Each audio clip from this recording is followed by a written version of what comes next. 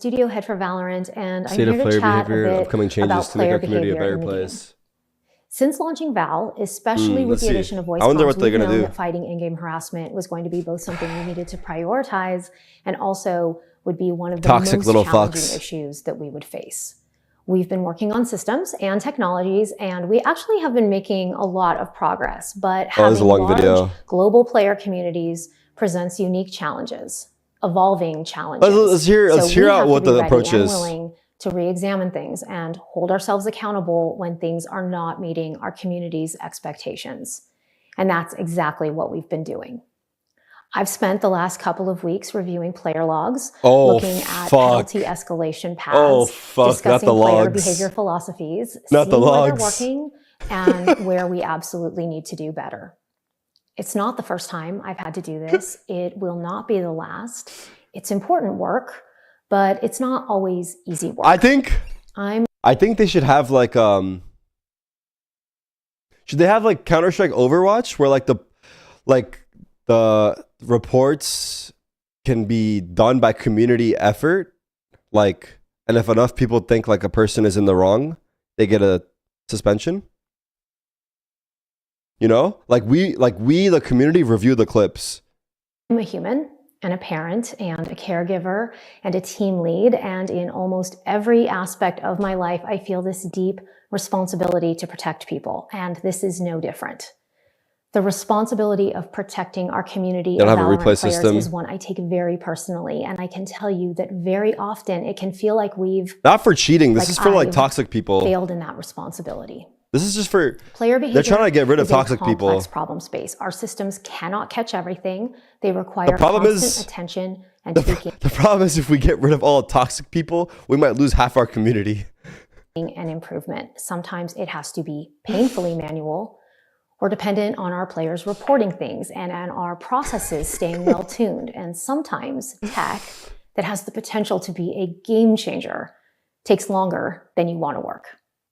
All the things we say at Riot on the topic of player behavior are true. I want to assure you that Riot has always taken this seriously. That's been true ever since we launched League of Legends.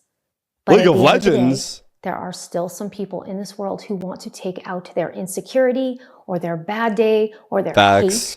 Types of I'm going to skip ahead a little bit. From temporary manner. So that our existing penalties are not doing enough right now to remove the most disruptive players from Valorant. That's you guys. In an efficient manner. So here's what we're going to do. We're talking directly about you. Over the next 30 days, we'll be finalizing updates to our existing policies. This will allow us to issue stronger, faster penalties and faster, with a focus on I wonder what it is. Let's see. Behaviors, things like hate speech, severe sexual content, and threats of violence, which have no room in our game. And we will continue to adjust those categories. That kind of stuff is like, I agree. What about like, that level of toxicity is just too far. Second, we need stronger tools to deal with a broader spectrum of harmful player behavior. And so we're introducing new hardware bans. I personally think that if someone's, I think like not a fucking hardware ban. I think low key, the whole neighborhood, like 5 house radius should get banned. Like, I think the people around them, because like those people around that live around them are low key like the influence of this person. Like, I think it should be like an AoE effect on the ban. And that way, that person will learn because they also affected other people. But maybe I overcooked. Penalties ranging from temporary bans. Hardware bans go crazy though. All the way up to and including hardware bans for our worst offenders. Hardware bans are an extreme form of punishment, so we will apply them only in the most extreme cases. I don't know how you can dodge a hardware ban. And manual review, similar to how it works with anti-cheat right now. Third, because we're making these changes, we including support for manual reviews that will require manual. Are they going to hire a team to review this shit? We'll be beefing up the teams that are needed to support that. Fourth, we've been testing Riot voice evaluation systems in North America in English only for a while now. What's that? It's still in beta, but what's voice evaluation so far? To listen to the comms and see if it's toxic, to pick up on certain words, and then you just get banned. Oh wait, that's dangerous. Like, well, it's probably going to be the extreme stuff. You could say fuck still, right? Players who have been actioned upon by RVE have not reoffended at a 75% rate. This reduces the overall number of repeat offenders by a great deal.